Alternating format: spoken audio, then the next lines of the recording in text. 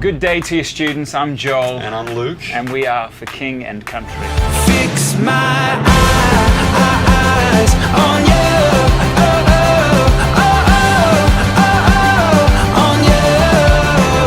It's interesting that we get to talk about See You at the Pole today, because I remember when I was about 13, 14 years old as a homeschooler, I actually got the opportunity to go to the local school to actually gather with some of my friends, some of my peers for See You at the Pole. So this has always been something that has kind of been real close to me in my heart, because I've been able to see the power in prayer, and to be able to see when schools and students get together and surround that flag and be able to pray together, something real significant takes place. I'd live like I'm not scared, give when it's not fair, live life for another.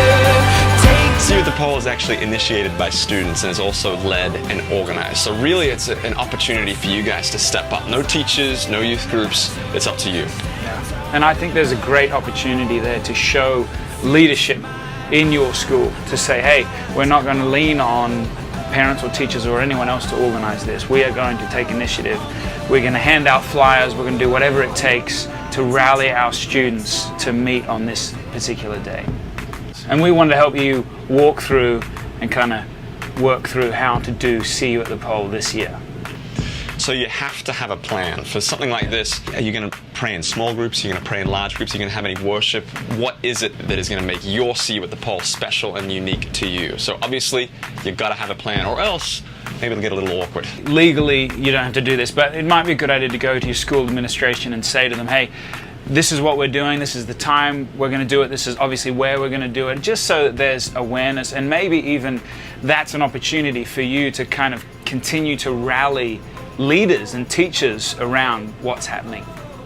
So something very important is to figure out where you're going to be. Obviously, if you have a flagpole, it would be an appropriate place to meet. But if you don't, or if it rains, what are you going to do then? You know, so have a backup plan, have another location that's centralized in your school that you can say, hey, this is where we're going to be at this time, and you'll be rocking.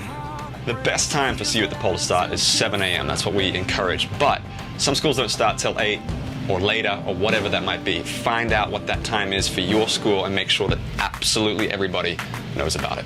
So See You at the Pole always falls on the 4th Wednesday of September every year. So make sure you let friends know early so they can mark their calendars. Now, before you go and start setting this whole thing up, it might be good just to double check that no one is already organizing and publicizing this. But if they're not, then do whatever you can. Telling friends to tell friends, really rallying around this, making an announcement. This is where we're going to be, this is when it's going to be. The more you can prep this in advance, the greater impact you're going to have on the day. Certainly don't be afraid to use those social media outlets. Speaking of social networking, go to SYATP.com, and that's where everything is. You've got artwork, you get flyers printed, all the information you need to make sure this is rocking and rolling is on there. So make sure you check that out. Coming from two musicians, if you do have worship there at your event, let's remember that this event is actually not about us getting up there and singing songs, whatever. It's about the power of prayer. I feel like one of the coolest things about prayer is what it does to us. You know, it's so unifying. There's so much division so often in life, in school, in relationships, and prayer really unites our hearts, not only with God, but with each other. And that's why it's so important to have people there, to have a group there, because it's about praying together. You know, Scripture talks about where two or more are gathered, then I am in their midst. So having that incredible turnout where you're all aligning your hearts at one point and one moment is incredible.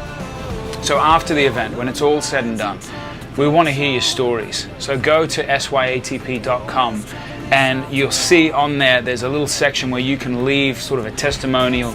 You can share your stories about what happened, how many folks showed up, and how incredible this moment was where you all came together at the pole. We'll look forward to seeing you around that flagpole or in that place that you guys have all set up to meet at. And let's lift up prayers together to God as one nation, as students honoring Him. Let's see you at the pole. We'll look forward to it. Cheers. Fix my eyes on you.